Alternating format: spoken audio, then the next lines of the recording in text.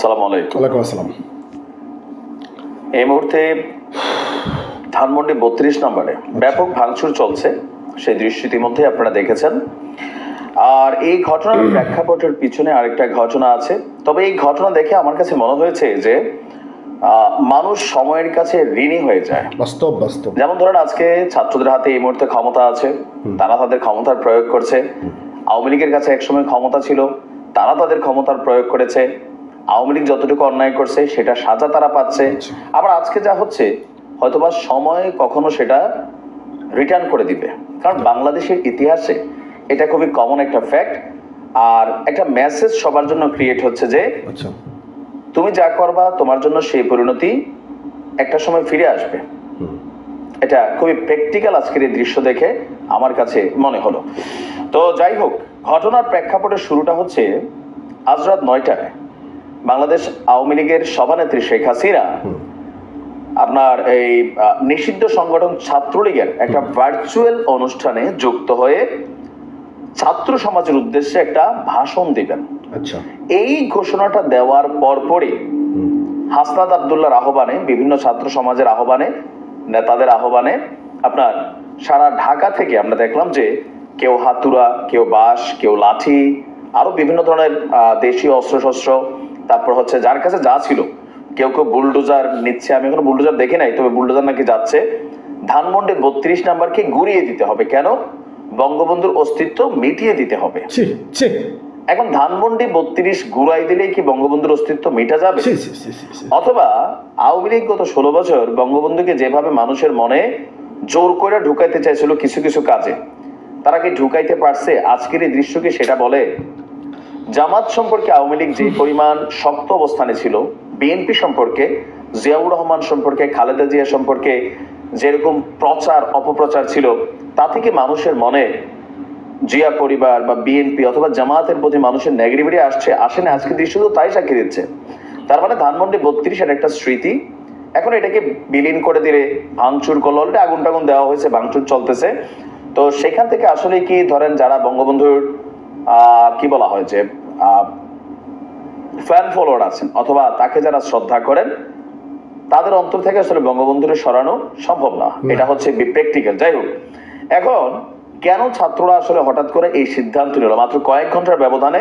Main reason হচ্ছে যে রাত 9টায় ছাত্র সমাজের উদ্দেশ্যে শেখ হাসিনা যে ভাষণ দিচ্ছেন, আমি জানি না, আমি যখন ভিডিও রেকর্ড করছি এখনো রাত 9টা বাজে না, তো এই ভাষণকে কেন্দ্র করে হুট করে একটা মিটিং থেকে হুট করে একটা ডাক, তারপর আমরা দেখলাম হাজার হাজার ছাত্র জনতা রাজপথে, যার যার হাতে যা যা আছে তাই নিয়ে বঙ্গবন্ধুর সেই ঐতিহাসিক স্মৃতি বিজড়িত বাড়ি, সেটাকে ভাঙচুরের মধ্যে তারা তাদের উল্লাস প্রকাশ করছে। এখন তাদের উল্লাস আসলে কতটা যৌক্তিক, কতটা অযৌক্তিক, সেটা ওই যে বললাম সময়ের কাছে আমরা তুলে রাখলাম। কারণ একসময় আওয়ামী লীগের বিভিন্ন কর্মকাণ্ড নিয়ে আমরা সমালোচনা করেছি যে এটা কতটুকু সঠিক, এটার জন্য ভাই তোমাকে ভুগতে হবে।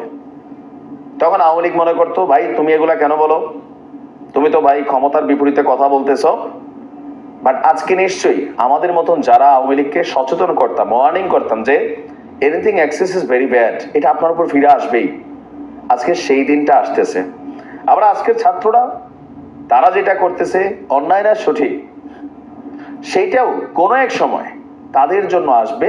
আবার এই জাতি আমরা হয়তো আবার কোনোদিন কোনো আরেকটা দৃশ্যপট দেখতে পাবো, ভালোও হইতে পারে, খারাপও হইতে পারে, সেটা সময় সময়ের ঋণ পরিশোধ করবে। তবে এই ধরনের কর্মকাণ্ড যে মেসেজটা দেয়, শেখ হাসিনার উপর 1000 বার রাগ থাকতে পারে, কিন্তু বঙ্গবন্ধুর বাড়ি এভাবে ভাঙচুর করাটা, সেটা আসলে রাগের বহিঃপ্রকাশের অংশ বিশেষ হইতে পারে কিনা? প্রয়োজনে শেখ হাসিনার যে গ্রামের বাড়ি আছে বা ওনার যদি কোনো পৈতৃক সম্পত্তি থাকে, সেখানে তার স্বামীর বাড়ির, এটা তো বঙ্গবন্ধুর আলাদা। এখানে একটা ক্ল্যাশ যেটা তৈরি হচ্ছে, এটা পজিটিভ হচ্ছে না, কোথাও না কোথাও এটা পজিটিভ না। এখন অনেকে মনে করবেন, ভাই তুমি এটা বলতেছো, হ্যাঁ না সেনা, কিন্তু আপনি দেখেন এই একই ঘটনা যদি কখনো আবার বিএনপির দিকে যায়, এই যে 5 বছর বিএনপি ক্ষমতায় আসবে, 5 বছর পরে বিএনপির দিকেও যাইতে পারে। কারণ আমাদের রাজনীতিবিদরা কথা শোনে না, এটা প্র্যাকটিক্যাল, নেতারা কথা শোনে না। তো চারদিক থেকে তো এগুলোই তৈরি হবে। ছাত্রদের এই কর্মকাণ্ডটা যদি ভালো হয়ে থাকে, অদূর ভবিষ্যতে তারা ভালো ফলাফল পাবে। আর যদি খারাপ হয়ে থাকে, আজকের দিনে যা ঘটছে এটা রিটার্ন হবে আরো খারাপ ভাবে।